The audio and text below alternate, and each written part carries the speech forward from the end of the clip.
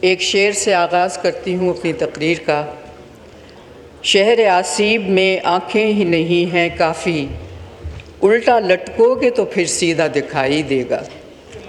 میں کوشش کروں گی کہ مجھے سیدھا دکھائی دے۔ جناب ڈپٹی اسپیکر صاحب، سن 2025 اور 26 کا بجٹ پیش ہو چکا، اس پر بحث کا آغاز بھی ہو چکا۔ حکومت اور حکومتی ارکان کے لیے تو اس سے بہترین بجٹ کبھی آیا ہی نہیں ہے، اور ان کے خیال کے مطابق عوام کے تمام مسائل حل کر لیے گئے ہیں اس بجٹ میں، اور اس پر تو اعتراض کی کوئی گنجائش ہی نہیں ہونی چاہیے۔ لیکن اس پر تجزیہ، تبصرہ اور تنقید کرنے والے یا تو ناسمجھ ہیں یا پھر ان کی حکومت سے کوئی خاص پرکاش ہے کہ نہ تو میڈیا اور نہ ہی مبصرین اس بجٹ کو عوام کے مفاد میں سمجھتے ہیں۔ وزیر خزانہ و مالیات کی بجٹ کی جو تقریر تھی وہ بالکل بے روح تھی، کوئی اچھی چیز کمیونیکیٹ نہیں ہو رہی تھی، دل کو تسلی نہیں ہو رہی تھی، اور میں یہ کہوں گی کہ صرف ایک رسم تھی جو انہوں نے پوری کی۔ روایتی طور پر ادا کی ہوئی اس تقریر میں ہم عوام کی جو ہم سے امیدیں وابستہ ہیں اور جو وہ سمجھتے ہیں کہ ہم ان کے لیے کوئی بہتری کریں گے، ہم ان کی ان امیدوں کا جواب ڈھونڈنے کی کوشش کر رہے ہیں۔ جناب والا، اس میں کوئی شک نہیں کہ IMF کے دروازے پر ہم اپنی قومی غیرت، خود مختاری اور تاریخی حرمت کو نیلام کر چکے ہیں۔ بدترین شرائط پر جو قرضے لیے ہیں، ان زنجیروں سے قوم کی آزادی اور اس کی آزادی اور ان کا نکلنا بہت مشکل نظر آ رہا ہے۔ ہمارے سامنے شمالی افریقہ، لیٹن امریکہ اور کئی ممالک کی مثالیں اور ان کا حشر ہماری آنکھوں کے سامنے موجود ہے۔ ہم ان سے سبق نہیں سیکھ رہے۔ کیا یہ ہم نہیں جانتے کہ IMF کوئی اصلاحی یا سماجی بہتری کا ادارہ تو ہے نہیں؟ اس کا کام کیا ہے؟ وہ 1944 میں وجود میں آنے والا یہ ادارہ امریکہ اور برٹن ان کی ترجمانی کے لیے بنوایا گیا، اور آج تک اس کا دفتر واشنگٹن DC میں پریزیڈنٹ آف امریکہ کے سائے میں وہ موجود ہے، وہیں سے وہ کام ہو رہا ہے اور ہم ان کے غلام بنے ہوئے ہیں۔ کتنے افسوس کی بات ہے جناب والا کہ 2 دہائیوں سے ہماری معیشت قرضوں میں جکڑی ہوئی ہے۔ ہر پیدا ہونے والا ہمارا بچہ قرض دار ہو کے پیدا ہوتا ہے۔ اس نے قرض کچھ نہیں کیا، لیکن وہ یہاں پیدا ہوا اور وہ قرض دار ہو کے پیدا ہوتا ہے۔ ہمارے کیے کی سزا ہمارے بچے بھگت رہے ہیں، ہمارے نوجوان بھگت رہے ہیں، اور ہم نے اپنی آنے والی نسلوں کو یہ تحفے دیے۔ شروع سے ہی ورلڈ بینک اور IMF ریاست کے اختیار کو ختم کرنے کے لیے ان ملکوں میں نجکاری اور امریکہ نواز آزاد منڈی کے تصور کو لبرلزم کے سمبل میں لا کر اس کو یہ کہتا ہے کہ تجارت تو تاجروں کا کام ہے، حکومت کا تو اس میں کوئی حصہ ہونا ہی نہیں چاہیے۔ لہٰذا سرکار کو تاجروں کے معاملات میں کوئی مداخلت ہی نہیں کرنی چاہیے، وہ نہیں کرتے ہیں۔ یہی بات اس سے پہلے ہمارے ملک میں رضا باکر نے کہی، شوکت عزیز نے کہی، حفیظ شیخ نے کہی، اور ورلڈ بینک اور IMF کی ترجمانی کرتے ہوئے فرماتے تھے وہ لوگ، اور یہی بات آج ہمارے وزیر خزانہ صاحب نے بھی فرما دی تھی اس دن جب بجٹ پیش کیا۔ جو پالیسیاں قوم کی بہتری کے لیے بنائی جا رہی ہیں، ان کے پیچھے کہانی یہ ہے کہ ایک ادارہ اچھا بھلا چلتے چلتے جب خراب ہو جاتا ہے اور کماتے کماتے خسارے میں چلا جاتا ہے، تو اس کی سب سے بڑی مثال ہمارا PIA ہے، جس نے دوسرے ملکوں کی ہوائی کمپنیوں کو اڑان لینا سکھایا، اور آج اس کو اس کا بھٹا بٹھا دیا گیا، بیٹھ گیا یا بٹھا دیا گیا، یہ آپ لوگ فیصلہ کیجئے۔ اور فلسفہ یہ اپنایا گیا ہے کہ اگر کوئی چیز سنبھالی نہیں جاتی تو اسے جان چھڑاؤ۔ سوال یہ پیدا ہوتا ہے کہ جب یہ خرابیاں آپ سب کی نظروں میں آ جاتی ہیں تو اس کو ٹھیک کیوں نہیں کرتے ہو؟ نہیں کریں گے، اس کا سد بعد نہیں ہو سکتا۔ تو مبارک ہو قوم کو، آج ہماری وہ بہت اچھی ایئر لائن پرائیویٹائز ہونے جا رہی ہے۔ اب چونکہ ہم نے اپنی سوچ لیا ہے کہ اپنی غلطیاں سدھاریں گے، تو رائٹ سائزنگ کی بات ہو رہی ہے۔ اگر مجھ سے پوچھیں تو میں اس کو رانگ سائزز کہوں گی۔ اس کی ایک مثال اکیڈمی آف لیٹرز جیسا ادارہ ہے، جو بہت فعال ادارہ ہے، جو ہماری ادب اور ثقافت کا ایک استعارہ ہے، اس کو کہہ رہے ہیں کہ ادارہ فروغ قومی زبان LNDP میں ضم کرنے کی سفارش کی گئی ہے۔ صرف یہی نہیں بلکہ یہ بھی تجویز ہے کہ پھر LNDP کو کسی یونیورسٹی کے شعبے اردو میں ضم کر دیا جائے۔ پھر یہ کہتے ہیں کہ اگر انہیں اس پہ کوئی بات نہ مانے تو ادارے کو بند کر دو۔ اب یہ کہاں کی عقل مندی ہے؟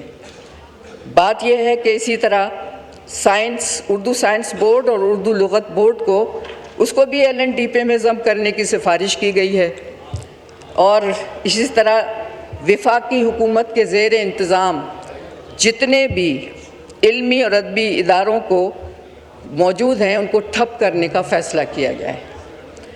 ایسے تشویشناک فیصلے کسی مہذب اور باشعور قوم کی شایان شان نہیں ہوتے ہیں ڈپٹی اسپیکر صاحب۔ یہ ادارہ تمام پاکستانی زبانوں کے ادب کے فروغ کے لیے کوشاں ہے، اور اس کی بقا ہمارے قومی شعور کی بقا ہے، یہ سوچ لینا چاہیے۔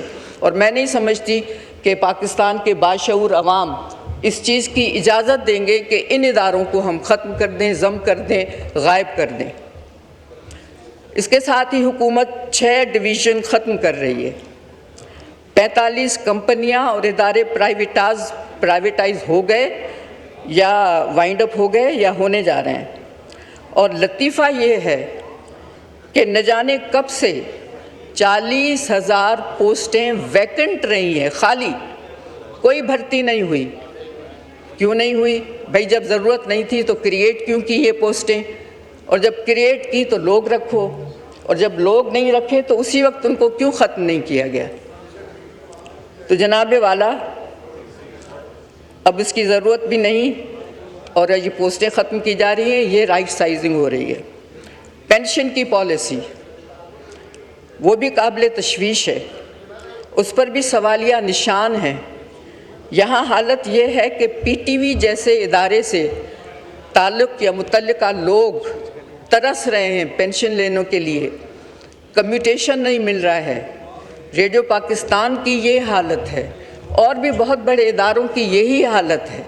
اور اس کے بعد حکومت نے اپنی پالیسی یہ دی ہے کہ جو کام کرنے والا بندہ وفات پا جائے تو اس کی شریک حیات کو ملتا ہے پینشن، لیکن اب اس کی حد انہوں نے کیا کر دی، صرف 10 سال، اور شریک حیات کا اگر انتقال ہو جاتا ہے تو معاملہ ختم ہو جاتا ہے۔ تو جناب والا، یہ پالیسی جس بھی بقرات نے بنائی ہے اس نے نہ کبھی غربت دیکھی ہے نہ اس کو اس کا احساس ہے۔ اس پالیسی کو ہر صورت میں دوبارہ دیکھنے کی، ریویو کرنے کی بہت ضرورت ہے۔ کلائمیٹ چینج کی ہم بات کرتے ہیں، ہمیں اس کی فکر تو بہت ہے، لیکن اس کے لیے بھی ہمیں ورلڈ بینک اور IFC کی مدد چاہیے۔ کیا یہ سب مفت میں ہوگا یا پھر کوئی قرضہ آئے گا؟ اس طرح کے تمام کانسیپٹس ویسے ہی باہر سے آتے ہیں، ہمیں کوئی فکر نہیں ہے کلائمیٹ چینج ہوتا کیا ہے، اس کا ہماری زندگیوں پہ اثر کتنا ہے، ہمیں نہیں معلوم۔ لیکن چونکہ باہر سے ورلڈ بینک نے کہا آپ کو یہ کام کرنا ہے، ہم بہت خوشی سے کرتے ہیں، جی ضرور ضرور۔ کیا مدد ہوگی، کتنا قرضہ ہوگا، کتنا ہمیں ریلیف ملے گا؟ تو جیسے ہی وہ کانسیپٹ باہر سے آتے ہیں، ساتھ ہی کوئی بینک اپنی خدمات پیش کرنے کو آگے آ جاتا ہے۔ لیکن ہماری اپنی کوششیں کیا ہے؟ کیا حکومت کے پاس اپنی کوئی پالیسی ہے، کوئی پبلک اویئرنیس کا کوئی ان کے پاس پروجیکٹ ہے؟ या को उन्होंने कोई मुहिम चलाई है, लोगों को अवेयरनेस है, इसकी किसी को गरज नहीं है। जी वाइंड अप करें प्लीज, वाइंड अप करें। क्या सिविल सोसाइटी रिस्पॉन्सिबिलिटी को भी बरोएकार लाया जाएगा? लेकिन इस बजट या डॉक्यूमेंट में कोई मुदल्लिल और मुस्नद पॉलिसी नज़र नहीं आती। जनाबे वाला, यहाँ पर आबी वसाइल का जिक्र करना बड़ा ज़रूरी है। बजट डॉक्यूमेंट में फरमाया गया है कि भारत ने पानी रोकने की धमकी दी है, लेकिन क्या यही काम पंजाब हुकूमत सिंध के साथ नहीं कर रही? क्या ये किसी को नहीं मालूम कि लोअर राइपेरियन के हुकूक का मुकम्मल तहफ़्फ़ुज़ किया जाता है? यहाँ तहफ़्फ़ुज़ तो दूर की बात है, पूरा इस्तेहसाल हो रहा है। जिस तरह पिछले दिनों सिंध की तरफ आने वाले पानी को रोककर सिंध को बंजर और चौलिस्तान को आबाद करने का मंसूबा सामने आया, तो उस पर सिंध के लोगों का रद्द अमल भी देखा जा चुका है। लिहाजा ये सूरत। जी माइक खोले, वाइंड अप करें, वाइंड अप करने दें, वाइंड अप करने दें। जी सिफारिशी ना बोले प्लीज, ऑनरेबल मेंबर के लिए बहुत रिस्पेक्ट है, मेंबर है ना, आप इम्पोर्टेंट बात कर रही हैं। जी वाइंड अप करें प्लीज। बहुत अच्छा बोल रही है, जरा लिहाजा ये सूरत हाल इस बात का तकाजा कर रही है कि इस मामले में एक वाज़ेह और हकीकतमंदाना पॉलिसी बनना ज़रूरी है। इस मामले में दोनों सूबों में ट्रस्ट का फुकदान है, कमी है। पंजाब में लगा टेलीमेट्रिक सिस्टम टेम्पर किया जाता है, कौन देखेगा इसको? ये चीज़ें हमारे लिए बहुत अहम है और सिंध के लिए ज़िंदगी और मौत का मरहला है। सखर हैदराबाद का मंसूबा सर 70 अरब रुपए की लागत से बन तो रहा है, लेकिन रखे गए हैं सिर्फ 15 अरब। लेकिन ये लगता है कि हातिम ताई की कब्र को लात मारी है। मेरा ये ख्याल है कि ये शुक्रिया जी। Honourable deputy prime minister Isaac डार साहब। शुक्रिया जनाब स्पीकर। मैं सिर्फ ये अर्ज़ करना चाहता हूँ कि